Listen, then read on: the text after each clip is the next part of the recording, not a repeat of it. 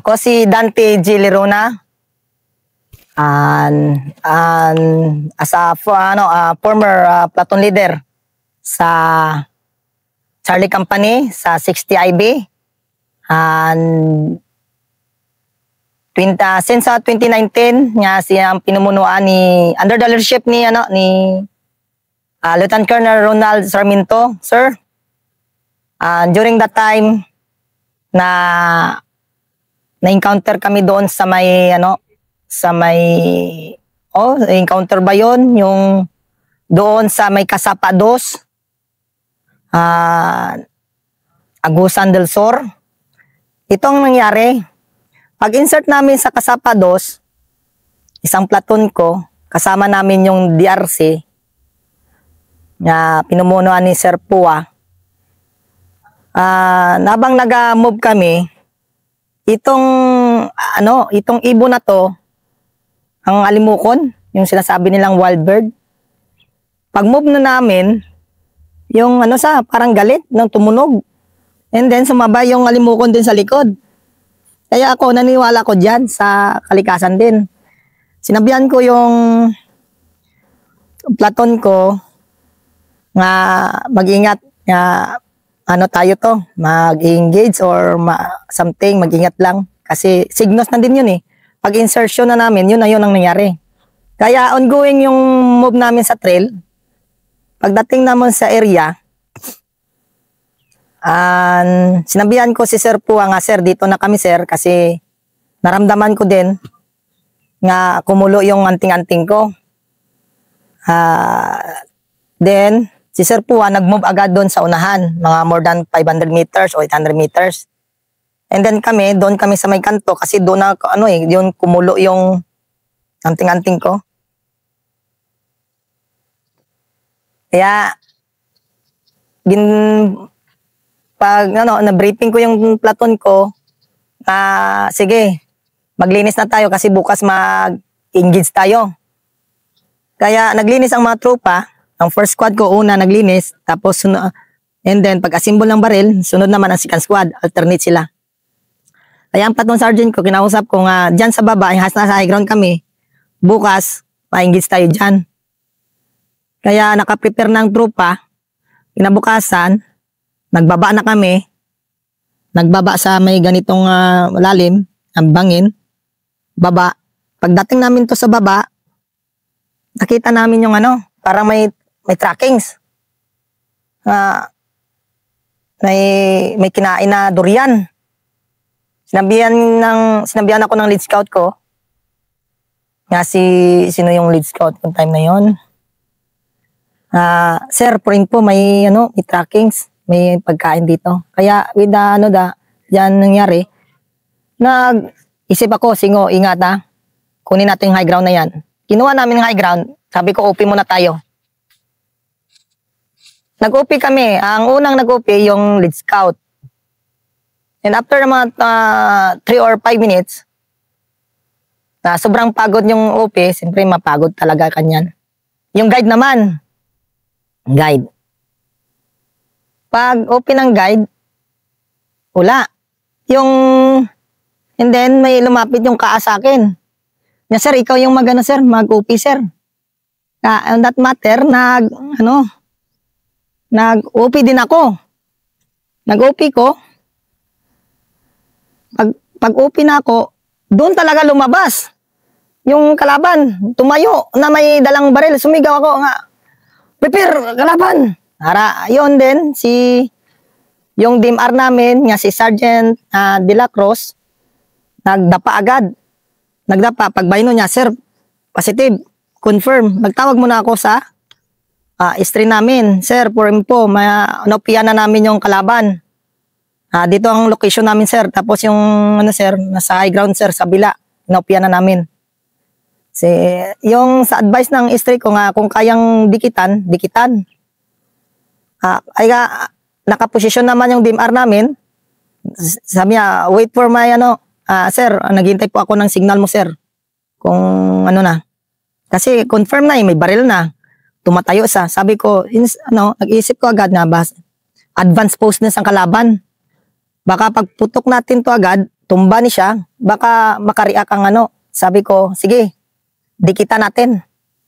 Pagdikit namin, yung bumaba kami na 5, and then pagdikit na namin, alam namin na doon talaga sa magbaba, na ano namin, na sundan namin, doon talaga sa bumaba, na corner na namin siya.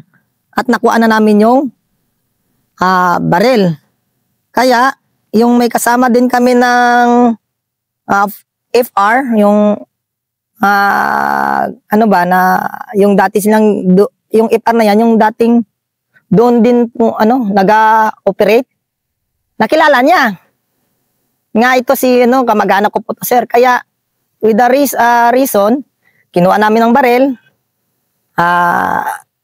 Siyempre, with the security din na kinausap at nakilala sang FR nga ito si kamag-anak namin, sir, ganito.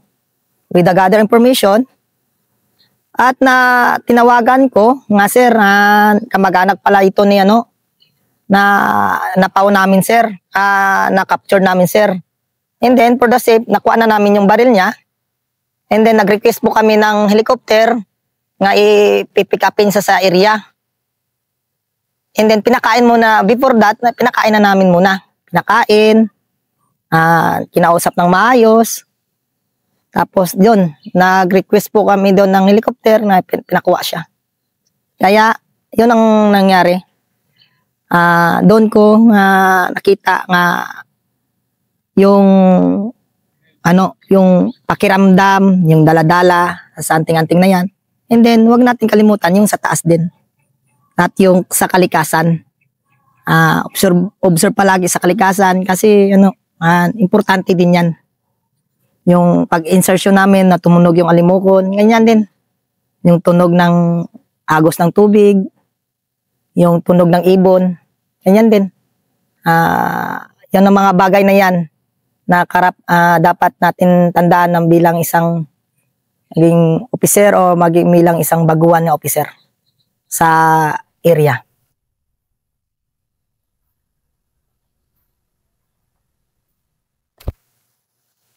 Pang-4 na episode. Cool na cool kami dito sa Mungkayo ni Captain Lerona. 60 IB. Yung isa kasing officer, normally katulad niya, nagtatagal ng ilang taon ngayon. Ilang taon sa isang unit? Mga 9 or 10 years na, sir. Sa isang unit, di ba? Yes po, sir. Yan, bago lang siya dito sa 25th. Pero yan kasi yung prime of our lives eh. Yung katulad niya, yung doon kami nagsisilbi sa bayan, mga 20s hanggang early 30s, bakbakan. Yan yung, siguro yan yung mga pinaguhugutan ng ng sundalong Pilipino, lalo na sa amin na dumaan sa, hindi opisina lang, yung ganon na mundo na bakbakan. Yun, kaya kami nag-war story ngayon para itong gift namin sa tambayanan ba, yung ganitong kwento. Another story, brother. Yes po, sir. Yan. Ito din, sir, nangyari sa Bulyokan. Bulyokan, Salak pa rin sa Davao de Oro.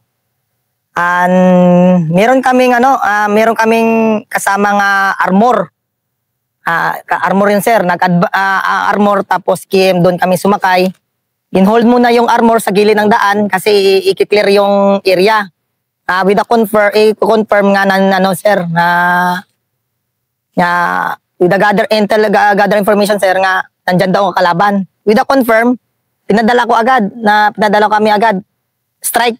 Ipa-confirm nga nandyan ang kalaban or wala. Pagdating dun, sir, sinabihan ko sa armor, nga hold muna. Diyan ka. Pagpasok namin, sir, mga 20 meters. Highway po, sir, or pumasok namin 20 meters, sir. Pukpukan na agad, sir. Pupukan, pak. And then, with the reaction, sir, nag-cover kami din, sir, sa sir ba? Yung mga lupa, sir, nga ganito kalaki lang, sir. Doon kami dumikit. Sumigaw yung 60 gunner ko nga si Randing. Sir, come on, sir, come on. Sabi ko, dito ka, center ka muna. At ikaw, Bertos, Doon ko sa harapan, posisyon ka doon, baka dyan ang dadaan ng kalaban. Tapos yung radyoman ko, sir, dumikit sa akin. Dito ka, tawag ka, nga encounter na tayo. Ongoing yung firefight yun, sir. Pagpapag. Ongoing firefight, nagkakaman ako. Posisyon. Tapos itong kasama ko, sir, na isa, naiwan doon, sir. Doon sa dulo. Sabi ko, dumikit ka, gapang ka, papunta dito sa amin. Habang gumagapang sa sir, nag-firefight. Habang nag-firefight, sir, ang kalaban namin, sir, nagitnaan. May isang platon din doon, sir, led by Sir Lumantas. Isang platon din yun, sir. Napagitnaan yung kalaban. Napukpukan din. Napukpukan din kami. Tawag ko, sir, location namin ganito. Nya, sabi ni Istre, nandyan din isang platon. Sir, iba yung tunog, sir. Ibang tunog. AK-47 talaga to, sir. Nandyan din isang platon. Led by Captain Lumantas. With that, nagano ko, sir. Paano ko. Observe muna tayo, observe. Napaputok muna kami ng M23. Boom. Sabi lang din, sir, nagpaputok din M23. Yung kalaban? Yung, sir, ginapa-confirm ko, sir, ba? 5, ano man? With that, sir, nag-coordinate muna ako sa isa ka platon. Sir Lumanta, sir, saan mang location nyo, sir? Nandito. Sir, malapit tayo, sir. Sir, mapaputok ako, sir, ng sir, let's go. Pag. With the confirm that, sir. Narinig yan, sir. Umok. Narinig. Sir, nandito sa gitna, sir, ang kalaban, sir. Napagitna natin na ginawa sang sandwich.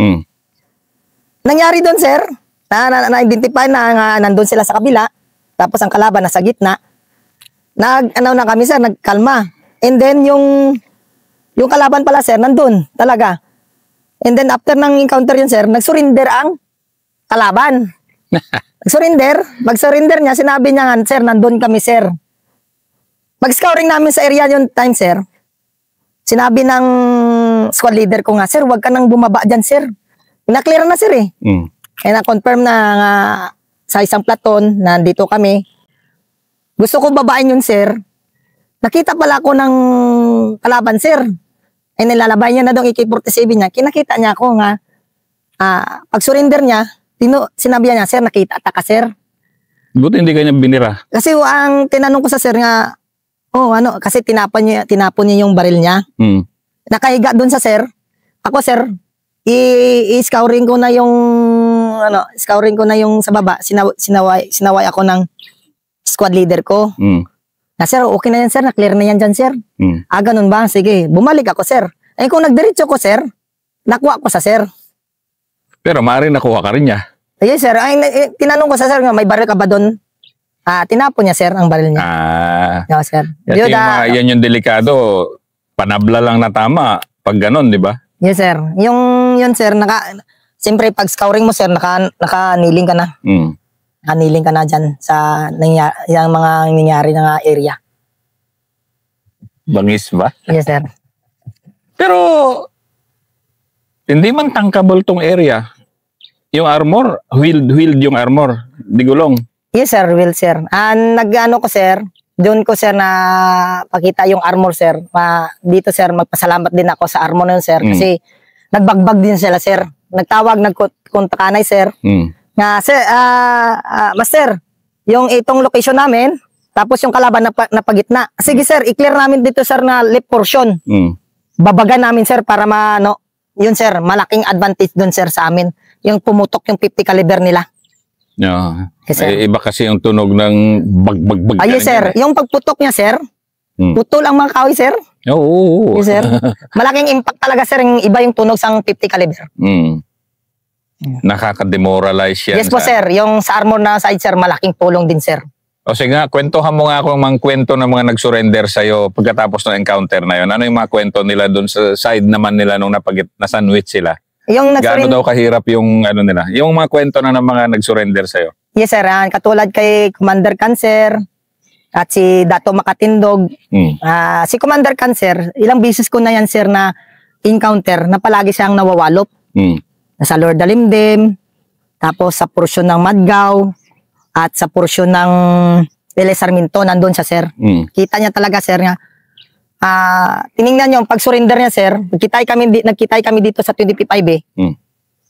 Grabing tingin niya na ito pala si Captain Lerona, ang liit-liit. Oo, tapos malakas. Doon niya, sir, nasabi, sir, na malakas yung busis ko. Oo. Nung command. Mag-command, sir. Na, sir, sa totoo lang, sir, ngayon ko lang kinakita, sir, na ikaw pala si Sir Lerona.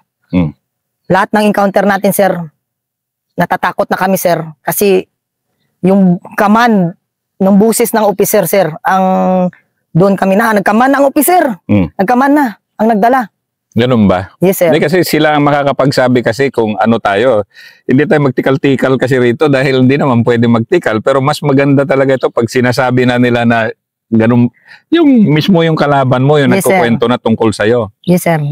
Then, sir, meron din nag-surrender, sir. Nagkita din kami dito, sir, na ikaw pala, sir, si Sir Lerona. Grabe, sir, no? Yung, sir, yung busis mo talaga, sir, yung, sir, marinig nila, sir, eh, kapag magkaman yung officer, malakas yung busis, tara na, atras na sila. Pang psyops din kasi na Yes, sir. matinding pang psyops yan eh. Yes, sir, malaking talagang impact sa kanila, sir, yung busis ng officer kapag nasa encounter na, sir. Parang nilalaro mo na lang sila. Pang ilang encounter mo na yan? 6, sir, o 7, sir. 7. Yes, sir. Kasi may 2 pa tayo. May isang episode ka pa na matindi-tindi. O sige, isa pang encounter mo bago final episode natin. Yung sir, yung sa Malinaw, L. Sarmiento, Madgaw, Lungganapan, Kasapa. Ito, sir, yung sir, yung encounter ko, sir, nga sa sir, sa Agusan. Na-export ka rin doon? Yes, sir, Agusan ka, sir. Dati, sir, ang nag-extend yung area ng 60 IB, sir. Dati, sir, yung lang, sir, yung iwar niya, sir, Laak lang, sir. Laak, Anyo Corella, Asuncion. May portion din kami, sir, sa Talaingod dati. Then nag-extend yung sir, yung iwar, sir, sa Agusan. Yung sinabi ko, sir, nga sa Kasapa 2, Agusan, Loreto, Beruela, Santa Usipa. Yun na, sir, yung nakuha ng 60 IB, sir. Dito, sir, yung bago kami, sir, nalipat, sir, yung Alpha, sir. Nagsabi yung Guerrilla Front 3 na 60 IB na ang nagkuha ng area ng Agusan. Kaya nga, sir, during that time, na gano'n na, gin-challenge kami ni isang Guerrilla Front 3. Sige, ikwento mo, dito sa kwento mo, ikwento mo mga diferensya ng terrena ng Agusan tsaka dito, Dab Norte. And then, ikwento mo yung mga diferensya ng laban din. Medyo magkaiba yung mga kalaban dito. Yes po, sir. Doon. O sige, Bira Yung brother. dito, sir, sa Laak, sir, yung area ng naglalaro ang Guerrilla Front 33. Sila, sir, patag yung terrain nila. Patag. Tapos, doon sila sa portion na high ground na malakas ang signal. Then, malapit sa tubig. And then, dito sa may area ng Mungkayo, rolling terrain talaga. Matataas ang bundok dito sa area ng 25 IB. Kaya dito, ang disadvantage lang dito, alam na sang kalaban kung saan na sila mag-exit. Kung oras nga ma-encounter sila. Kaya in every different yung mga tactics ang Guerrilla Front ng kalaban. Guerrilla Front 3, Guerrilla Front 33, and then TBC4, SECOM 3, SMRC. Yun ang sir, yung aming nababangga ko dati. Iba-iba yung mga tactics nila. And then, sir, yung time na nalipat kami sa Agusan, sa Loreto, gin-challenge kami ng Guerrilla Front 3 nga subukan natin ng lakas ng 60 IB. Kaya ako yung pinadala ni Sir Ombos during that time. Ang tinatawag nila ako nga Tuto. Si Toto B, testingan nato na. Testingan nato na ang persa ng GF3. Tapos sir, ano na kami, may information nga ang kalaban nasa area ng Barangay Binukayan, Lorito, Agusan del Sur. Kaya ako yung ginpa-insert ni Sir Ombos, nga battalion commander dati, pa-insert. Doon muna kami nag-standby sa detachment sa Binukayan, sir. And then, nandun kami sa may detachment, nag-study po ako, nag-study kung ano ang mga terrain nila. Kasi unang ano kami dyan sa area ng Agusan. Tapos sir, nag-move na kami. Pag-move, yun na yun sir. Signos na din sir. Nasahag kami. Nga ang ano ko, yung lead scout ko nga si Corporal Planya na 905, sabi niya nga, sir, nandito na tayo sir sa may malaking guwit. Sabi ko, hindi. Nawala tayo, nasahag tayo. Balik tayo, balik. Nagtawag din ako sir, with ako, sir, isang platon din sir ni Sir Atinsa. Bumalik kami sir sa area. Sabi ko sir, pwede ba sir magpaliwanag muna tayo dito sir, nawala kami sir. Kami ang unang platon eh. And then sir, pagpaliwanag, nag-move na kami. Nakuha namin yung kubo. And then, observe muna kami sa baba. Pag observe namin sa baba, may tumatakbong bata. Sabi ko, Sir Atinsa sir, may tumakbong bata. I-hold muna namin sir. Pag hold namin, sa bata, kinausap namin ng maayos. Sabi ng bata nga, sir, may mga dun sir, may mga baril din sir sa unahan. Kaya in-inform ko agad si Sir Atinsa nga, sir, confirm sir, may nakita ang bata sir nga may armado. Kaya winaayos namin sir ang impormasyon. Tawag namin agad sa Battalion East 3. Dikitan. Pagdikit, yun na yun sir, nga pagdikit na namin, nakuha na namin sir yung kampo ng GF3. Pagkuha na namin sir, bagong lipat yung kalaban. Sabi ng pag-scouring namin sir, sabi ng isang team leader, sir, dito tayong dadaan sa maraming trackings. Sinabi ko kay Sir Atinsa nga, sir, huwag dyan sir, deception yan sir. Lulukuhin tayo ng kalaban yan sir, kung dito tayo dadaan. Dito tayo sir, sa walang tracking sir, dito sir. And then sir, sinunod sa gin-recommend ko kay Sir Atinsa, approve mga kay Sir Atinsa, doon kami pagdaan sir sa may walang trackings, mga 50 meters sir, yung sir, doon na sir, nandun na ang mga trackings. Then nag-upi kami sir, pag-upi namin, dumikit kami sa may bahay. And then pagdikit namin sa bahay, tinanong namin yung mga sibilyan nga meron silang napansin. Unang tanong sa mga sibilyan nga, wala kami sir nakakita. And then, nag-uusap kami ni Sir Atinsa. Singo sir, imposible sir na wala nakakita ang sibilyan ng sir kasi ang tracking sir, hindi to sibilyan sir. Kabila to sir. Sir, ano tayo sir? I-scouring namin yung area. Sige buk. Sabi ni Sir Atinsa nga i-scouring mo yung mga high ground dyan. Yes po sir. Tapos sir, may dalaman tayo ng 60 mortar. Muna sir, ilay na lang sir. And then sir, yung first squad ko sir, composite yun sir eh. Yung first squad ko, dinala sa akin, at ang second squad ni Sir Atinsa, yun ang dinala ko sir.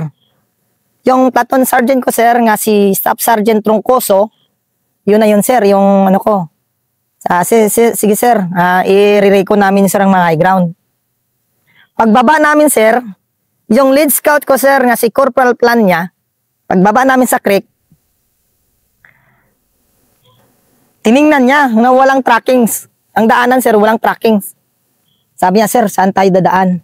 Sabi ko, wag dyan. Huwag tayong dadaan. Kasi ano na sir ang dala-dala ko sir, ang anting-anting, kumulo na sir, yung nag-aawas na. Kaya sabi ko, huwag tayong dyan dumaan kasi nandyan yung landmine. Sige, dito tayo dadaan sa may ano, dito tayo dadaan sa may, magbutas tayo. Magbutas tayo, bahalang mahirap dyan. Bahalang magkandara pa kayo dyan. Basta safe tayo. Huwag tayo dyan sa, dumaan dyan sa magandang daanan yan. Nandyan ang critical. Nandyan ang landmine. Kaya sumunod ang lead scout sir, dumaan kami sir, nagbutas kami. Pag angat doon sa high ground sir, sa sobrang pagod sa high ground, yung second squad sir, nagsaba, nag-ingay. Nag-ingay, sinabihan ko, nga, tumahimik kayo dyan. Sa unahan, ma-encounter na tayo. Kaya tumahimik yung second squad, sir. And then, sir, yung lead scout ko, sir, may sinusundan na, sir. May sinusundan na trackings. Pagtingin niya, pagdikit na, sir, mga 50 meters, sir, tumingin sa, sir, pukpuka na, Ang lead scout ko, sir, nga 901, guide, sumigaw nga, sir, kalaban, pukpukan na, pukpukan. Yung platoon sergeant ko, nga ga-atras. Sabi ko, walang atras. Walang atras. Sabi niya, sir, low ground tayo. Low ground tayo. Singko, hindi. Walang atras.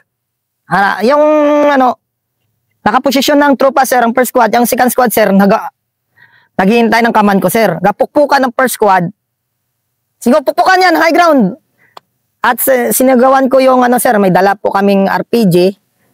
Posisyon yung RPG. Tapos ikaw, kuliktahin yung bala ng RPG, ibigay doon. Na sir, habang nag-posisyon, nag-parfight sir, ang kalaban sir, nasa high ground, nakaposisyon. Nandito yung kalaban, kami nasa low ground.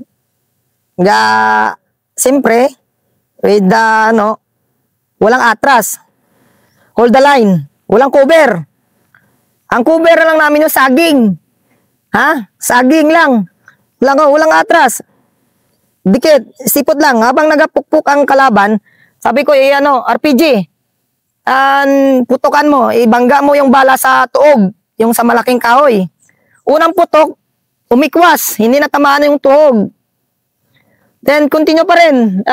Bagbag. Habang nagapagbag, gakaman ko nga ang bulldog, 60 gunner nga si Munar, na 907, gimpabagbag ko high ground, para ma-demoralize yung kalaban. Habang nagabagbag ang 60 gunner, ang kitre, gaman nyo, gapukpuk din.